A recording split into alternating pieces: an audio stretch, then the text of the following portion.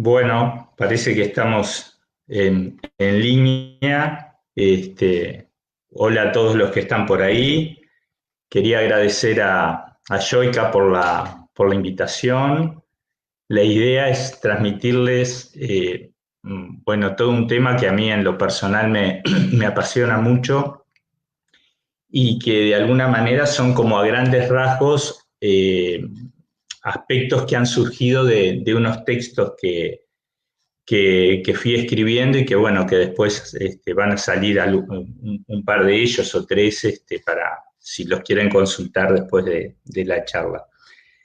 La idea es dar una charla, no sé cuánto me llevará y después ver algunas inquietudes o preguntas a responder que puedan surgir eh, a partir de la charla, ¿no? Bueno, el título, como verán, es escritura, nombre e inconsciente. Había pensado un poco en un subtítulo, pero al final no me decidí a ponerlo, pero si lo hubiera puesto, lo hubiera llamado Cabalistas, Lingüistas y Analistas, como subtítulo al título principal, ¿no? Eh, la relación entre la lingüística y el psicoanálisis se ha hecho patente a partir de, bueno, de la obra de Lacan. Eh, en cambio, en Freud han aparecido un trabajo en especial que es el trabajo de Freud, Sentido antitético de las palabras primitivas, que es el título de a la vez de un trabajo de un lingüista, Karl Abel, y Freud tomó ese texto para mostrar cómo en lo inconsciente los opuestos no existen. Ese es como digamos, el texto fundamental que tomó Freud como para vincular algo de lo que él captaba que ocurría en lo inconsciente y la lingüística. Y después creo que en alguna conferencia, que no recuerdo bien, también hizo alguna relación entre lingüística y psicoanálisis. Pero bueno, es la obra de Lacan el que establece la relación fundamental entre ambas disciplinas, ¿no? Bueno, pero en cambio la presencia de los cabalistas, bueno, parece como un poco tirado de los pelos, ¿no? Pero bueno, lo que voy a intentar mostrar es que hay una relación directa entre el psicoanálisis, la tradición textual judía, tal como lo han desarrollado los cabalistas, y los trabajos de Ferdinand de Saussure sobre los anagramas. Y esa relación está marcada por una concepción que hace de lo escrito una estructura literal a partir de un nombre con valor semántico cero. Voy a repetir esto porque es como el núcleo de la charla. Es decir, entre la cábala, el psicoanálisis y la teoría de los anagramas desarrollado por Fernández, hay una coincidencia en la concepción que estas tres tradiciones, podríamos llamarlo así, tienen sobre lo escrito como una estructura literal, a partir de un nombre con valor semántico cero. En la Cábala, ese nombre va a ser el nombre de Dios.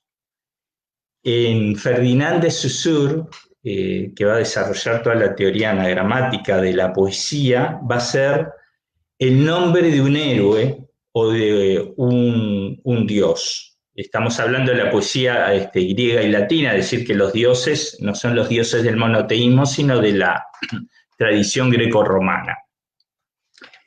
Y en el psicoanálisis, el nombre del padre que desarrolla Lacan.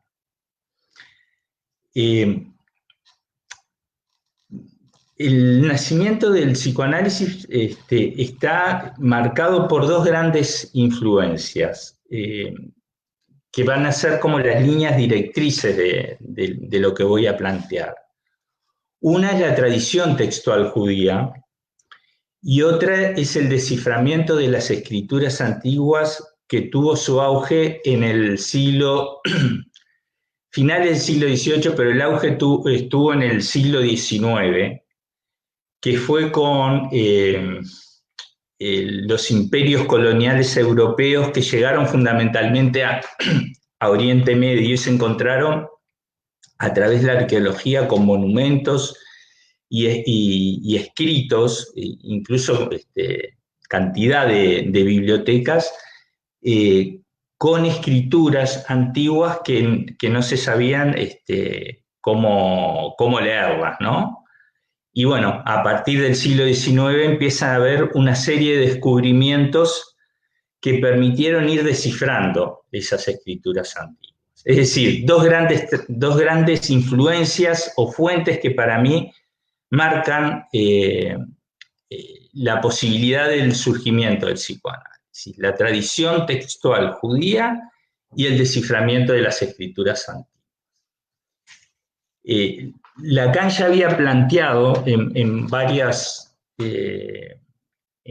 lugares la influencia de la tradición textual judía. Yo tengo acá dos fragmentos, son cortos, que me gustaría leer para ver cómo Lacan situaba esta influencia. Una es en el Seminario 17, donde Lacan establece una relación directa entre el psicoanálisis y la tradición textual judía. Dice: me parece esencial el interés que nosotros, analistas, debemos tener con la historia hebrea.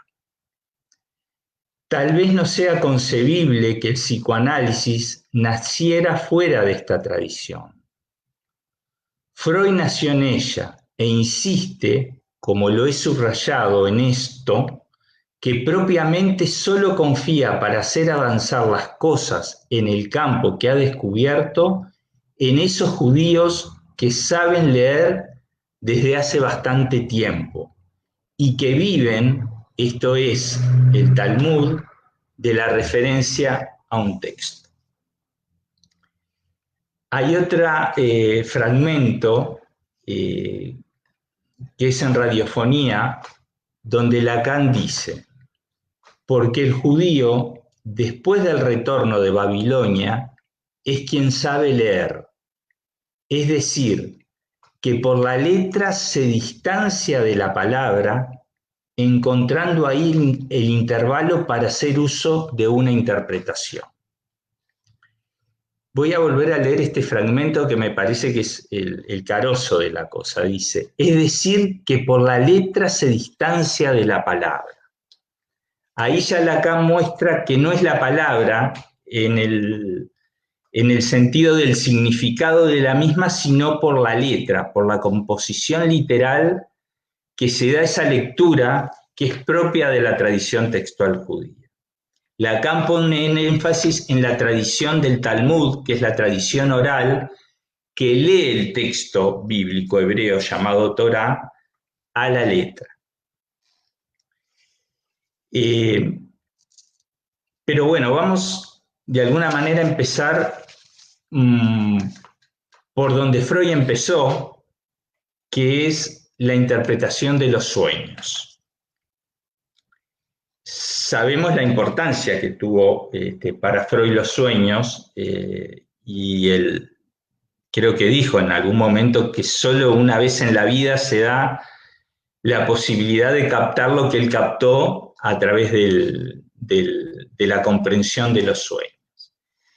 Y la definición que da Freud sobre los sueños a mí no me deja de sorprender. Dice: el sueño es una escritura prealfabética similar a los jeroglíficos egipcios. Es una definición para mí sorprendente y que nos pone de lleno en relación con la escritura y con ese auge del desciframiento de las escrituras antiguas que yo señalaba hace un rato. Fíjense, En 1802 se descifra la escritura cuneiforme persa.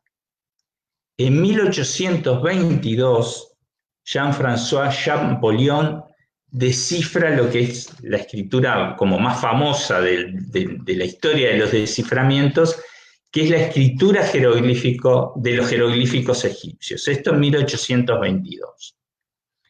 En 1857 se descifran los jeroglíficos sumerios y hay un salto a 1916 en donde el egiptólogo Alan Gardiner descifra la escritura proto-sinaítica, que es una escritura que viene a ser como un eslabón intermedio entre la escritura jeroglífica egipcia y la creación del alfabeto.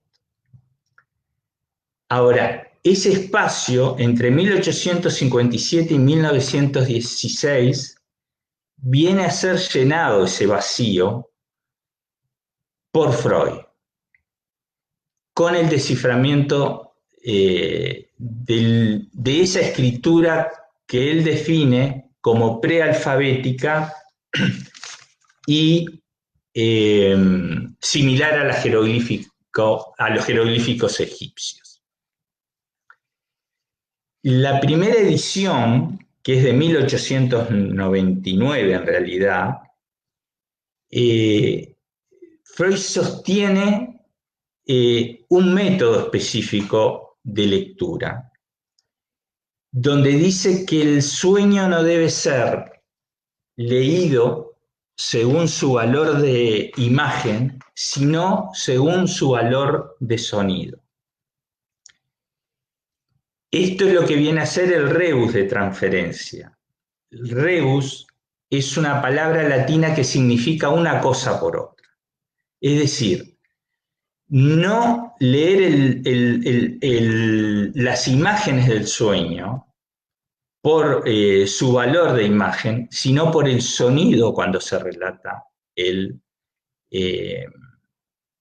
sueño. Vamos a ver que este es un punto fundamental que está en la base del desciframiento de las escrituras fonéticas o silábicas, y que es lo que descubrió Champollion en 1822 para poder descifrar los jeroglíficos egipcios. Ahora, lo interesante es que en esta primera edición Freud no tiene en cuenta el simbolismo en el sueño. Es recién a partir de ediciones posteriores que Freud incluye el simbolismo en el sueño, fundamentalmente a partir de la influencia de la obra de Wilhelm Steckel, que era un analista austríaco, formaba parte digamos, de los integrantes que se reunían semanalmente los miércoles en la casa de Freud, y que escribió un texto muy valioso. Hay una edición en español en la editorial Imán que se llama El lenguaje de los sueños. Dice Freud que Steckel tenía una captación intuitiva especial para captar los símbolos, y eso lo marcó a él y llevó a que incluyera Freud el simbolismo, que antes no lo tenía en cuenta por el temor a que se dejara de lado las asociaciones del paciente para la interpretación del sueño y se tomara el simbolismo como un código cerrado, que tal cosa significa tal otra, y no se tuviera en cuenta, digamos, las asociaciones del paciente. Es muy interesante cómo fue con el tiempo incluyendo el simbolismo, a la vez sin dejar de lado eso que Freud decía, que no se debe tomar, leer el sueño según su valor de imagen, sino su valor fonético. Y en algún lugar, no recuerdo bien ahora, Freud mismo decía que la ortografía deja lugar a la pronunciación, es decir, siempre puso el énfasis en en el sonido, en lo fonético. Esto nos pone de alguna manera de lleno en la historia de la escritura. Fueron los sumerios, un pueblo indoeuropeo. Ellos vivieron en Mesopotamia, lo que hoy sería Irak actualmente, formaba parte, años posteriores sería Babilonia, pero en principio eran el pueblo de los sumerios quienes crearon lo que se conoce habitualmente como escritura, que es jeroglífica, pero era llamada cuneiforme porque hacían uso de la cunia para grabar en tablillas de arcilla, en arcilla blanda, que después se endurecía y eso le daba una consistencia muy grande, y a la vez la historia nos enseña que esas tablillas de arcillas muchas veces sobrevivieron a incendios porque se mantenían firmes con el calor, y eso posibilitó que se descubrieran miles, pero por miles de tablillas en varias bibliotecas antiguas. Estamos hablando de 2000 años antes de Cristo, 600 años antes de Cristo, que nos permiten comprender la historia y la cultura, de alguna manera, de lo que acontecía en esa época. Estamos hablando de hace 5000 años, es decir, la escritura propiamente dicha nace en Sumeria 3000 años antes de la era nuestra común, es decir, hace 5000 años. Ahora, uno agarra un manual, cualquier manual de escritura, y nos plantean como diferentes etapas. La primera etapa es lo que se conoce como pictografía. En la pictografía, el signo es un dibujo, representa un objeto. Es decir, si yo quiero representar al astro Sol, al objeto, vamos a decir Sol, dibujo un círculo. Ese círculo, que es el signo de la escritura, vuelvo a decir, representa el objeto Sol. Después viene la ideografía, que se hace un poco más abstracta esa escritura, y si quiero poner iluminado a ese círculo le pongo algún rayo, y ese rayo ya muestra de alguna manera que ya la escritura va más allá del objeto para expresar otra cosa. Y una tercera etapa es la escritura fonética o silábica, pero fundamentalmente se le llama escritura fonética, que es la propia de los jeroglíficos, tanto de los sumerios como de los jeroglíficos egipcios. Y acá viene un punto interesante, porque el círculo, que en la pictografía representa al objeto Sol, en la escritura fonética pasa a representar el sonido Sol. Y este es un punto clave. Ya no es el objeto Sol, sino el sonido Sol. Y si yo quiero escribir soldado, dibujo un círculo y dibujo un dado, y leo el signo de la escritura por el valor fonético. Si quiero escribir soltero, dibujo el círculo, que ahora pasa a representar el sonido Sol, y dibujo el ave, un tero, y leo como soltero. Este es el rebus, el que nos mostró Freud como escritura de los sueños. Por eso Freud nos dice que el sueño es una escritura prealfabética. Estamos en la escritura antes de la creación del alfabeto, que se debe leer no por su imagen, no por el dibujo del objeto Sol, sino por el sonido, por la fonética de las sílabas. Se dan cuenta que estamos ahí en el desciframiento de las escrituras antiguas para entender por qué Freud lo definió como definió el sueño, ¿no? Después viene la invención del alfabeto. El alfabeto se inventa por el siglo X antes de Jesucristo, es decir, más o menos hace unos 3000 años. Se inventa en lo que es la zona hoy, que la Biblia habla de Canaán, entre esa zona y el Sinaí y Egipto.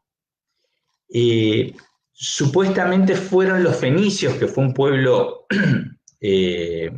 comercial, que llevó después su invención del alfabeto a Grecia. Heródoto nos dice que los griegos tomaron el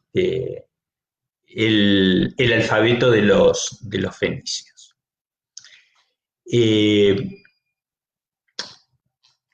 Fue una invención genial, porque lo que hicieron los fenicios fue identificar los fonemas, los sonidos de su propia lengua. Ellos identificaron 22 fonemas y se les ocurrió hacer un dibujo para representar cada uno de esos fonemas, que son las letras. Ahora, los fenicios eran un pueblo semita, y ellos inventaron el alfabeto y crearon las letras por acrofonía. Es decir, el dibujo de cada letra era el dibujo de un objeto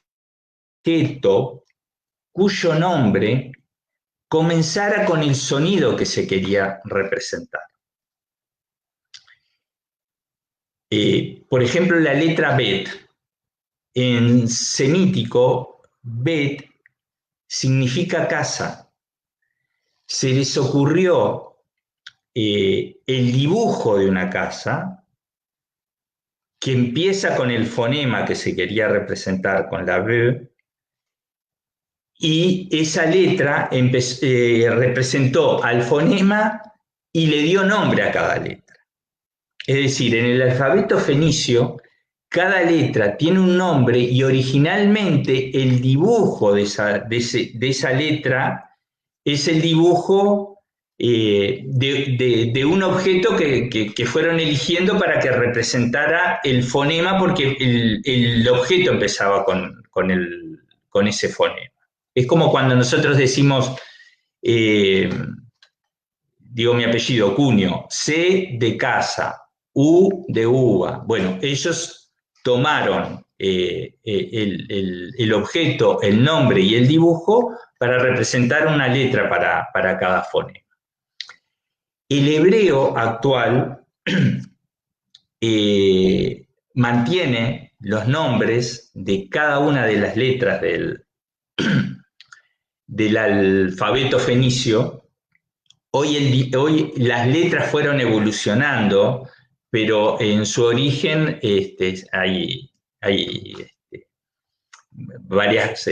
varios descubrimientos donde se ve la escritura fenicia y la proto-hebrea, que son similares, y el hebreo mantiene el nombre y la lengua. Está la Aleph, la Bet, la Gimel. Lo interesante es que muchas de esas letras que se tomaron para representar los fonemas de la lengua fenicia, y que es una lengua emparentada con el hebreo, son letras cuyos objetos son partes del cuerpo. Está la letra R, Rosh, que es la R nuestra, latina, que es cabeza, y antes se dibujaba la Rosh como una cabeza. La Shin, dientes. Yod, la mano. esta escritura inventada por los fenicios, el alfabeto, como dije, llegó a Grecia y los griegos le agregaron a las letras inventadas por los fenicios que eran todas consonánticas, es decir, el alfabeto semítico, el fenicio o el hebreo son letras, son todas consonantes, le agregaron las vocales. Mantuvieron el nombre, pero ya no significa nada para los griegos. Lo que es la alef fenicia hebrea es la alfa griega. La bet es la beta. Se perdió, digamos, el significado del nombre de la letra porque se pasó de una lengua a otra. Para los fenicios o para los hebreos se mantiene. Y en nosotros el alfabeto latino lo tomamos, fue tomado de los griegos y las letras representan más que nada el sonido. Ahora, lo fundamental de esto, más allá de que pudieran aparecer en su origen para representar a esos fonemas el dibujo y el nombre de determinados órganos del cuerpo, es que la elección del objeto en realidad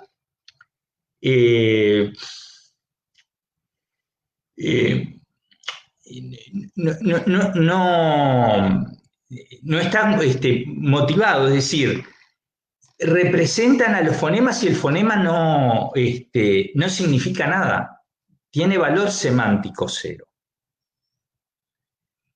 Podríamos decir que la elección de las letras, creo que Ferdinand de Saussure lo dice, es arbitraria. No hay una relación entre un fonema y el dibujo de la letra que lo representa, porque el fonema tiene valor semántico cero, no significa nada. Esto es muy importante tenerlo presente. Ahora, me gustaría señalar algo que va recorriendo todo esto que tiene que ver con la escritura y que se puede ver claramente en la historia del desciframiento de las escrituras, que es la importancia del nombre propio. El desciframiento más famoso, digamos, es como les decía, el de Champollion, realizado en 1822, donde descifra los jeroglíficos egipcios. Y la clave del desciframiento son los nombres propios. En realidad, el método del nombre propio lo tomó Champollion de un abate llamado Barthélemy, casi poco conocido o injustamente reconocido en realidad, que descifró en el siglo XVIII la escritura aramea de Palmira y la escritura fenicia, y tomó como base los nombres propios. ¿Por qué los nombres propios para poder descifrar una escritura?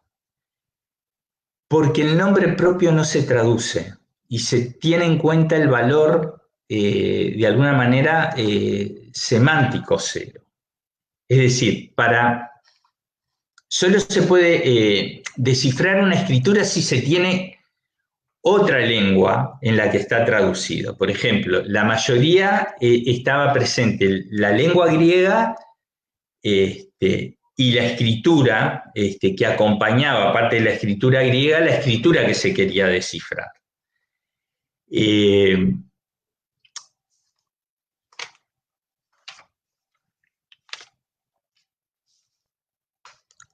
Ahora, en el desciframiento, justamente lo que no operó para descifrar la escritura jeroglífica egipcia, por ejemplo, fue el sentido, es decir, la traducción, sino la composición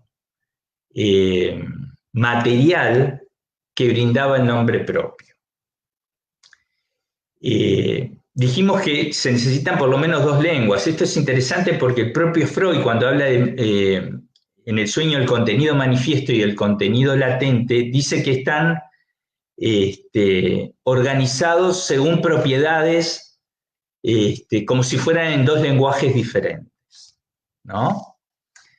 Ahora, estaba diciendo, Champollion partió del nombre propio, que él supuso que estaban presentes adentro de rectángulos, que si ustedes ven una escritura de los jeroglíficos egipcios, se les llama cartuchos, que son como unos rectángulos donde hay unos dibujitos, y él supuso que ahí estaban encerrados los nombres propios.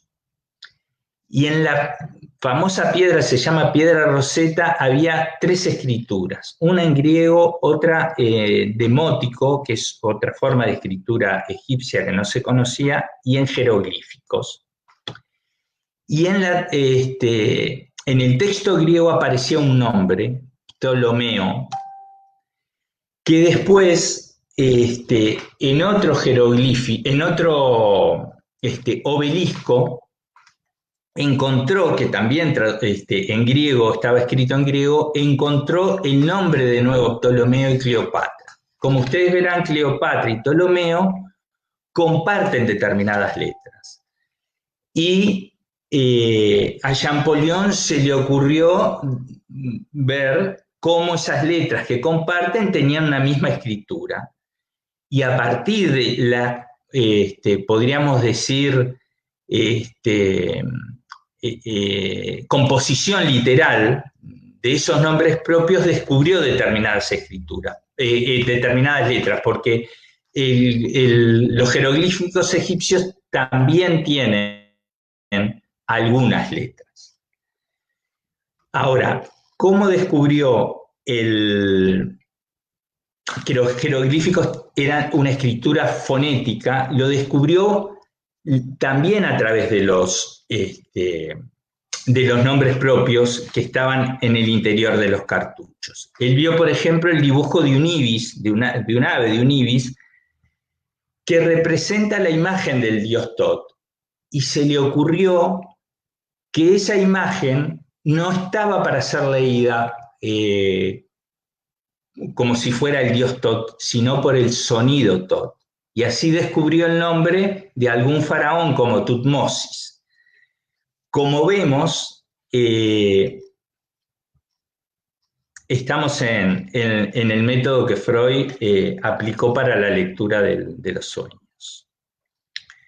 Ahora, el nombre propio, como les decía, terminó siendo fundamental porque ahí lo que cuenta no era el sentido traducido en una lengua, sino la composición literal de un nombre propio que en realidad tiene un valor semántico 0.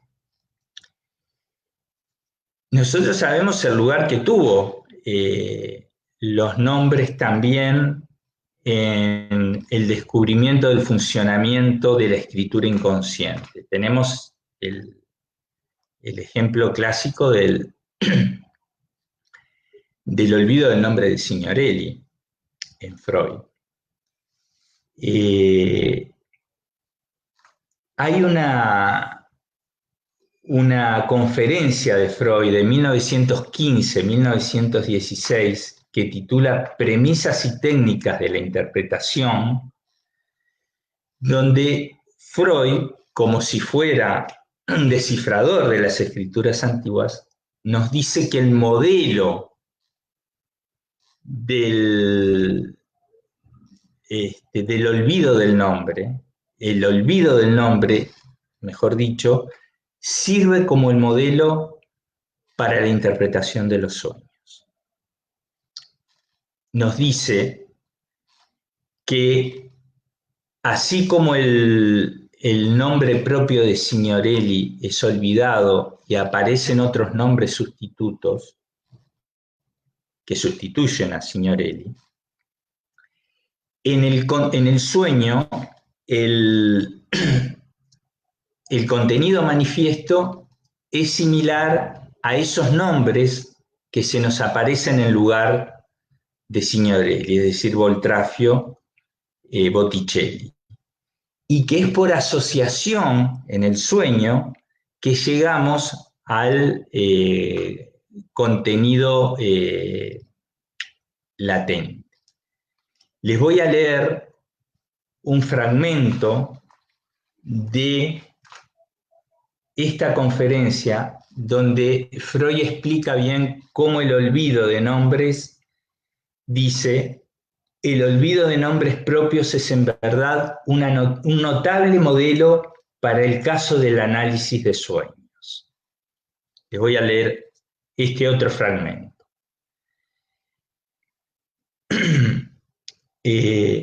Pero en todos los casos,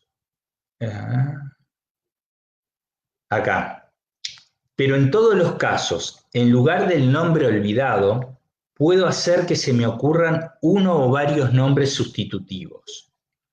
Solo después que se me ha ocurrido espontáneamente uno de estos, se hace evidente. Ay, esperen que se me foca. Se me traspapeló. A ver.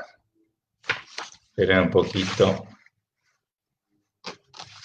Se hace evidente la concordancia de tal situación con el análisis de sueños. Es que el elemento onírico, o sea, el contenido manifiesto, tampoco es el justo. No es más que un sustituto de otro, el genuino que yo no conozco y debo descubrir mediante el análisis del sueño. Y más adelante dice: ahora bien, también en el olvido de nombres hay un camino que lleva desde el sustituto al elemento genuino que es inconsciente, al nombre olvidado. Si dirijo mi atención a estos nombres sustitutivos y hago que acudan ulteriores ocurrencias sobre ellos, tras desvíos más breves o más largos llego al nombre olvidado y descubro que los nombres sustitutivos espontáneos, así como los evocados por mí, mantenían un vínculo con el olvidado, estaban determinados por él. Como ven, el modelo del olvido del nombre le sirve a Freud también para establecer el método de la interpretación de los sueños. Es decir, así como Botticelli y Boltraffio vendrían a representar vendrían a ser como si lo pensáramos de los sueños, el contenido manifiesto de los sueños, Signorelli es el elemento genuino como el contenido latente del sueño a descubrir.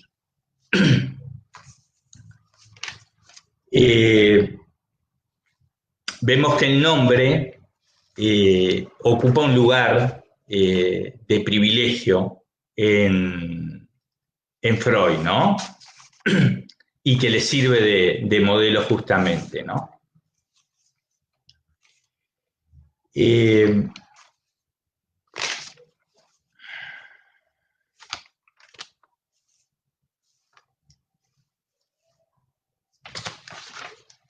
Me gustaría adentrarme ahora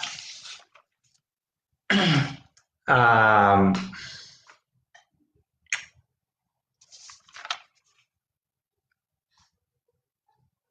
la segunda,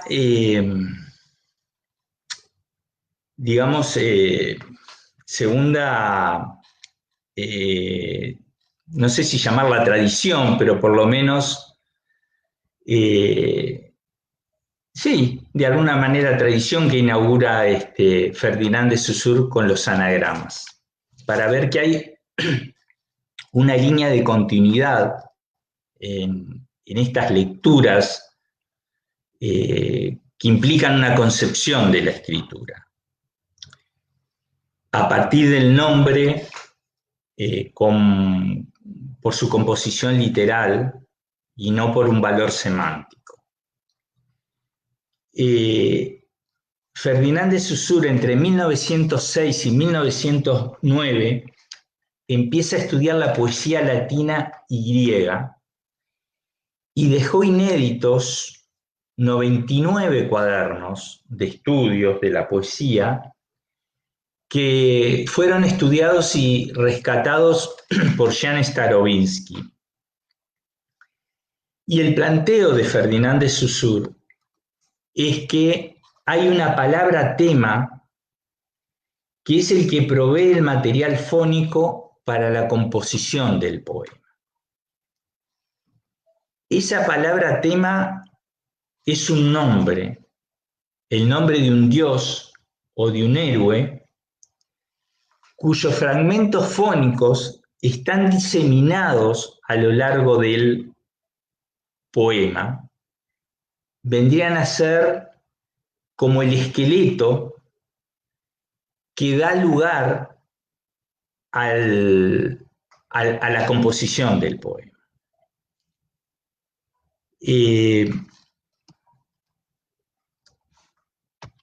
Ferdinand de Saussure se sorprendió, le escribió a varios colegas y discípulos, esperando un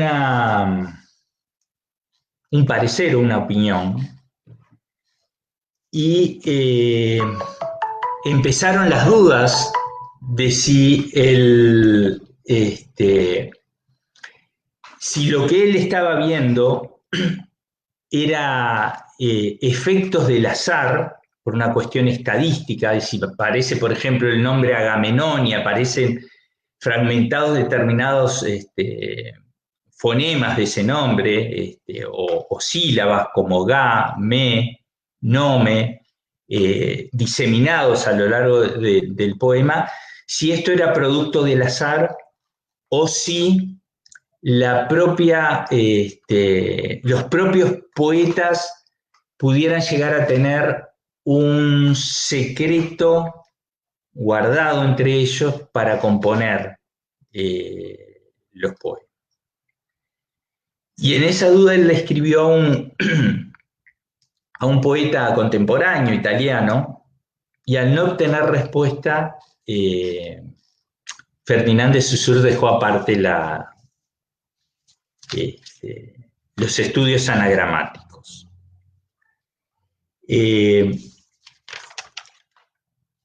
Ahora, el nombre, justamente, con cuyos fragmentos fónicos se construye el poema, es la clave que da cuenta de la composición literal del mismo, del poema, y no es el sentido lo que habilita el nombre, sino a la composición literal. Todorov, que estudió también los estudios anagramáticos de Ferdinand de Saussure, señala el valor semántico cero al que llega Saussure. Les leo este fragmentito corto que es bien claro, contundente. Dice: lo que importa es la configuración formada por elementos del significante, nunca las relaciones de evocación o de sugestión simbólica. Si la palabra que es objeto de la paráfrasis fónica está ausente del verso, Saussure llega a preocuparse de tales relaciones de evocación, pero enseguida reduce su espesor semántico a cero. Los sonidos aluden no a un sentido, y menos aún como lo hubiesen querido los románticos a una infinidad de sentidos, sino tan solo a un nombre. La palabra está reducida a su significante. Los temas que Saussure busca y descubre en los versos védicos, griegos y latinos son, ante todo, nombres propios.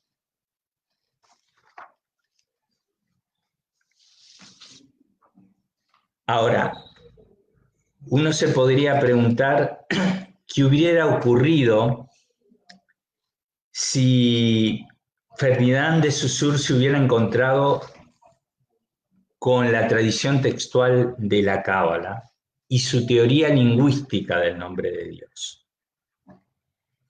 Y en esto es importante partir de un hecho que es fundamental en la tradición judía, y es que el nombre de Dios es impronunciable. Solo se tienen 4 letras consonánticas. No se sabe cuál es el nombre originalmente. Y lo fundamental es que es impronunciable y no significa nada. Si lo pensamos desde el psicoanálisis, tiene todas las propiedades propias del orden de lo real. Impronunciable y valor semántico 0. Ahora, la Cábala nació en el siglo XII en el sur de Francia, en Provenza, y luego se expandió a España. Pero antes de la Cábala existía el esoterismo judío. Por el siglo IV o V después de Cristo, se escribió un libro que es el Sefer Yetzirah, cuyo significado es el libro de la creación, que plantea que Dios creó el mundo con las 22 letras del alfabeto hebreo. Es decir, que para los cabalistas la creación es un hecho de escritura. La Torá, el texto hebreo, lo que se conocen los 5 primeros libros de la Biblia hebrea, vendría a ser para los cabalistas un tejido viviente constituido a partir del nombre de Dios. Es decir, de la combinación y permutación de las letras del nombre de Dios con las otras letras del alfabeto. ¿Se dan cuenta que la similitud que todo esto tiene con la teoría anagramática de Ferdinand de Saussure, que dice que la poesía se estructura a partir de la composición literal y de los fragmentos fónicos del nombre, es de un nombre de un dios o de un héroe, es casi absoluta. Ahora, esta permutación y combinación de las letras del nombre de Dios con las letras del alfabeto da lugar a que el texto aparezcan primero, según los cabalistas, los nombres sustitutivos que pueden decirse en lugar de Dios.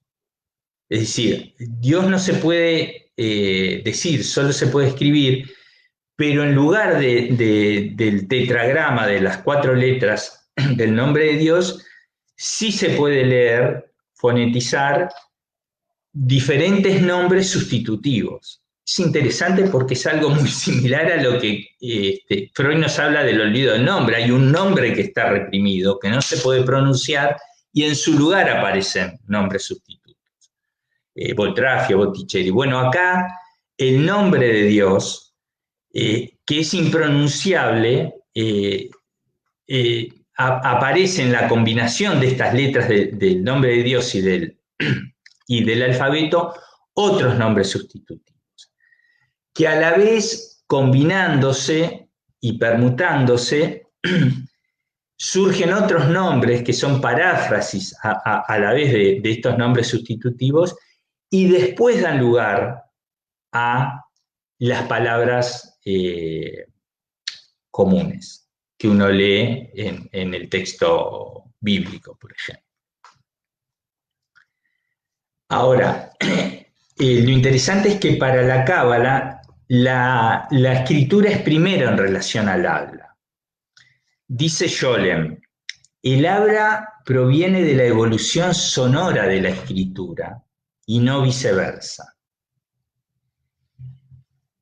Y acá dice algo interesante Scholem, que es el que nos enseña sobre la tradición textual de la Cábala. Dice, para los cabalistas el hecho de que el lenguaje pueda hablarse se debe a la presencia del nombre en el lenguaje.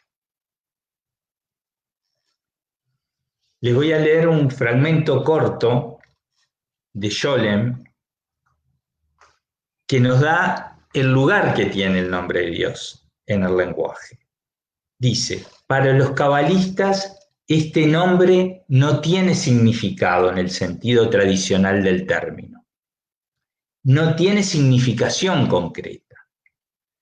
Detrás de cada revelación de un significado en el lenguaje, y como los cabalistas lo veían, por medio de la Torá, existe este elemento que se proyecta sobre y más allá del significado, pero que en la primera instancia hace posible que se dé el significado. Este elemento es el que dota de significado a cualquier otra forma, aunque no tiene significado en sí mismo.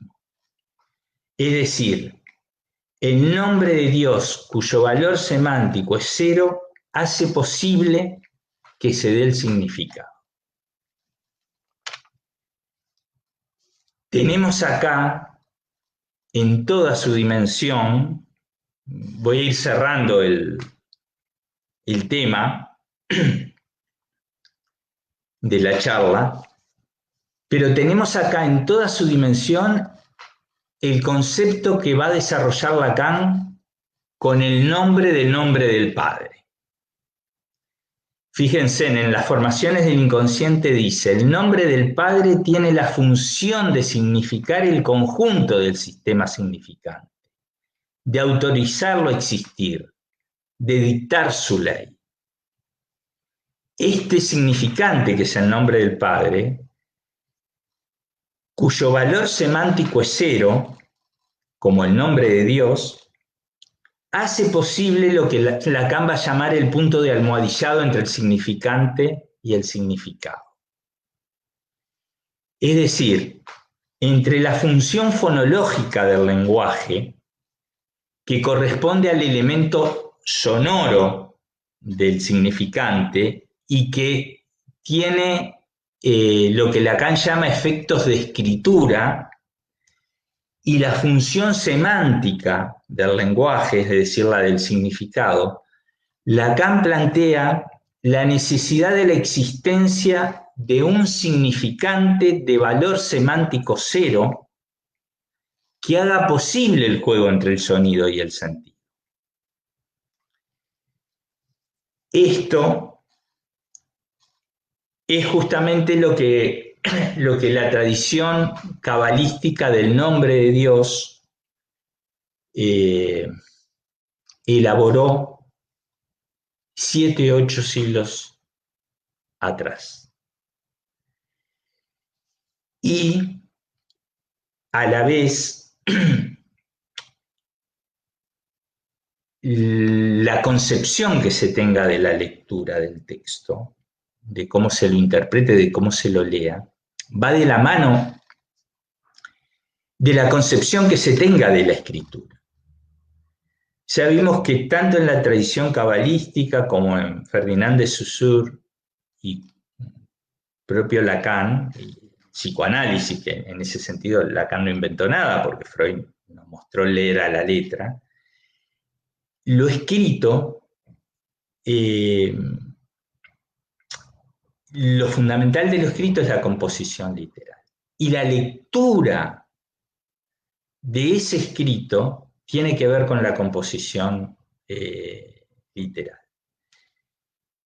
Por eso los cabalistas desandan cómo se escribe o cómo se va construyendo el texto y pasan de las palabras con sentido común a esos nombres para llegar a la estructura literal del texto.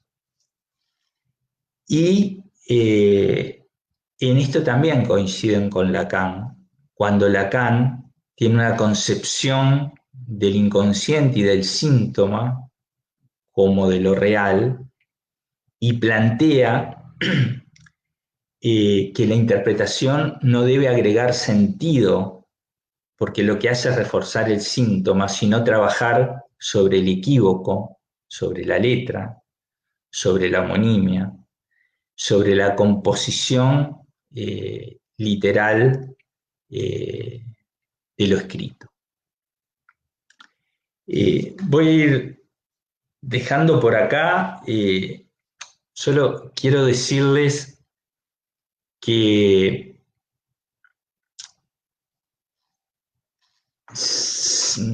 creo que Lacan, por lo que se plantea, empezó a trabajar el tema del nombre del padre en 1951, creo que lo apeló a él por primera vez. Y se sabe que lo tomó la idea de un significante de valor cero que hace posible que se dé el significado, lo tomó de la introducción que Lévi-Strauss hizo a la obra de Marcel Mauss. Lévi-Strauss tomó el tema uno de los textos de Marcel Mauss que trabajaba sobre el maná, y él mostró que el maná funcionaba como un significante de valor cero, que era el que hacía posible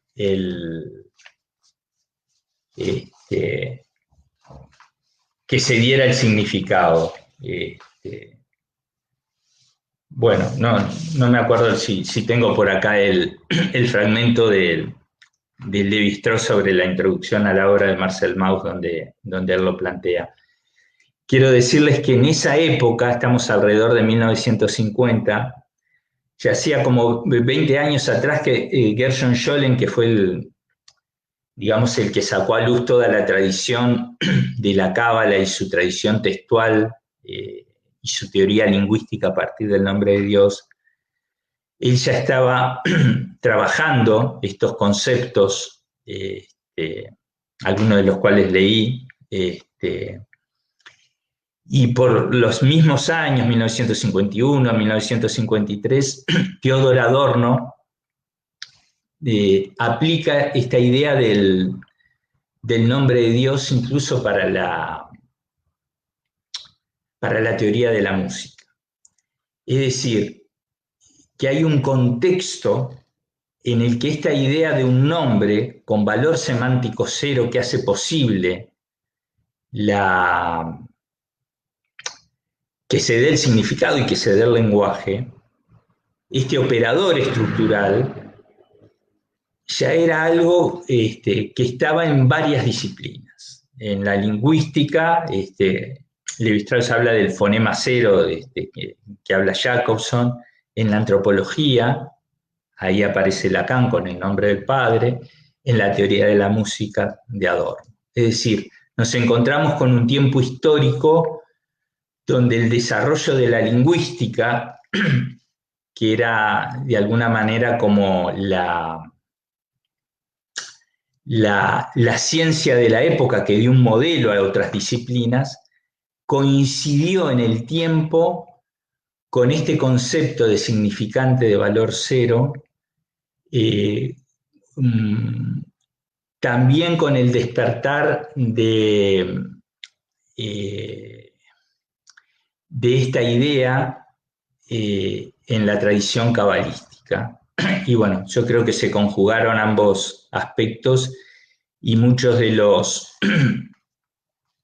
los judíos que se dedicaron a diferentes disciplinas, como Lévi-Strauss, que vivió sus primeros años con su abuelo rabino, abuelo materno rabino, cómo no pensar que no estuvo influido por esta tradición textual judía y específicamente la más radical, la cabalística, que incluyó el nombre de Dios presente ahí, y que bueno, que se dio todo un contexto entre la ciencia y esta tradición oculta en una coincidencia para que se fuera desparramando en varias disciplinas a la vez en esa época, ¿no? Bueno, voy cerrando el tema. No sé, acá tengo unos comentarios. Si surge alguna pregunta y puedo contestarla con mucho gusto.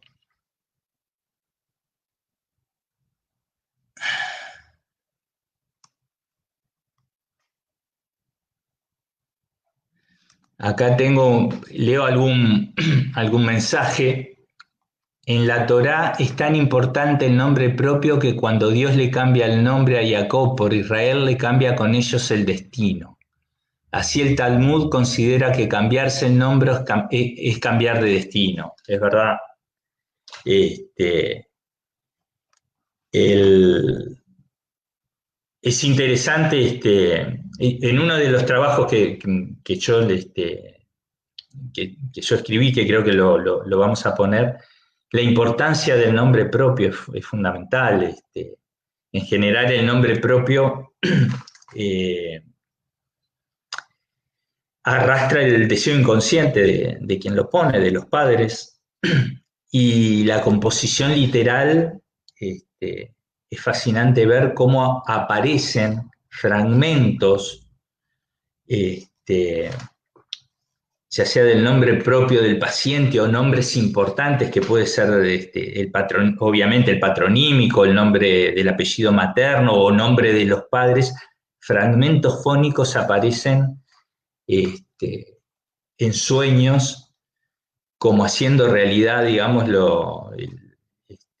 el trabajo de los anagramas de Ferdinand de Saussure sobre la poesía también en los sueños, ¿no?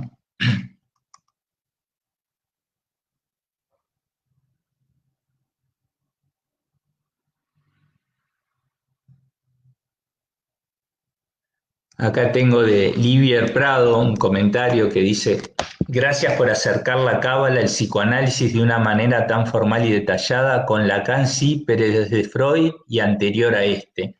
Bueno, fue lo que intenté arrimar. Lacan planteaba que, como leí, que la tradición más que nada talmúdica influyó en Freud, y uno lee un texto del Talmud o de la Cábala y va a ver la lectura a la letra de esa composición literal, y que bueno, que la lectura freudiana a la letra es un calco en muchas cosas de la lectura de la tradición textual judía. Lo que agrega la Cábala, y yo diría agrega Lacan, coincidiendo ambos, es el nombre de ese significante cero, que en la Cábala es el nombre de Dios y en Lacan es el nombre del Padre, toda una teoría lingüística a partir del nombre, ¿no? Pero Freud ya está.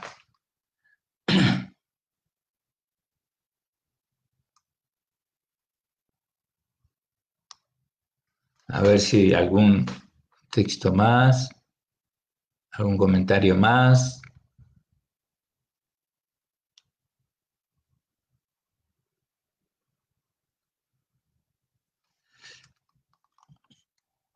Acá, Livier Prado también, por favor, agradeceríamos la bibliografía de la charla. En realidad lo que les voy quedamos en poner tres textos míos, y ahí donde trabajo detalladamente todo esto que planteé, y ahí están toda la bibliografía que fui consultando.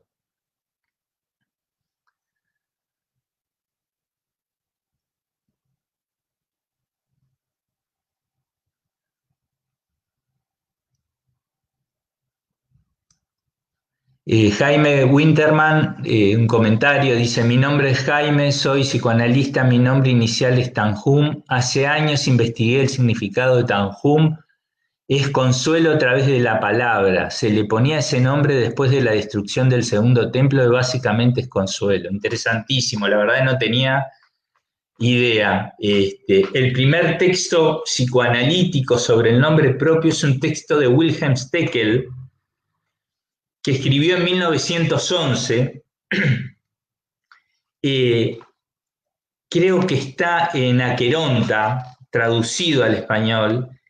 No me acuerdo bien creo no, está porque yo lo leí ahí. No me acuerdo bien el título ahora. Y él plantea cómo el destino del sujeto está marcado por el nombre que recibe. Pero pone énfasis más que nada en el significado del nombre y cómo el significado marca al sujeto.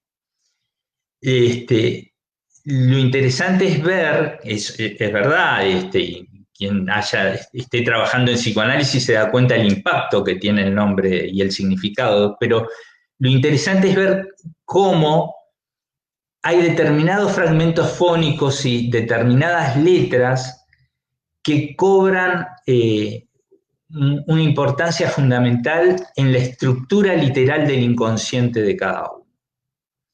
Y esas veces, muchas veces se ve en los sueños.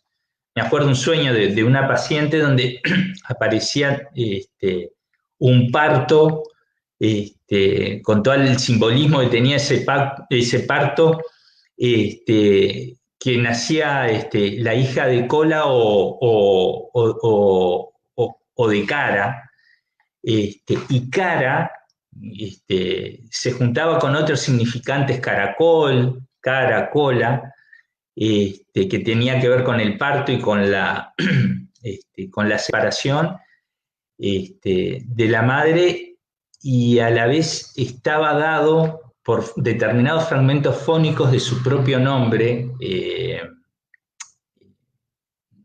un segundo nombre de ella que empezaba con K.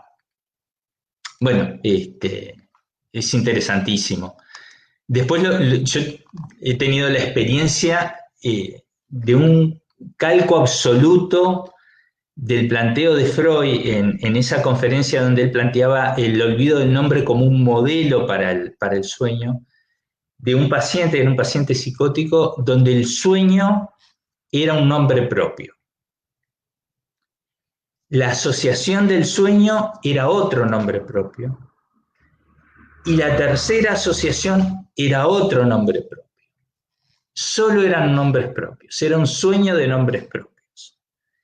Y nombre propio con el apellido. Y la clave del sueño, ahí lo pongo en uno de los textos que escribí, estaba dado por uno de esos nombres propios. No había otras asociaciones que nombres propios. El sueño era toda una cadena de nombres propios, marcado por un fragmento fónico, que a su vez era un fragmento fónico que formaba parte del apellido del paciente. Es decir, es un mundo que me parece que bueno, que está, el interés mío era transmitir un poco todas estas cosas que en lo personal me han ido atrapando durante todos estos años. Bueno, voy dejando por acá, les agradezco mucho el seguir la charla y bueno, saludos a todos, que anden bien.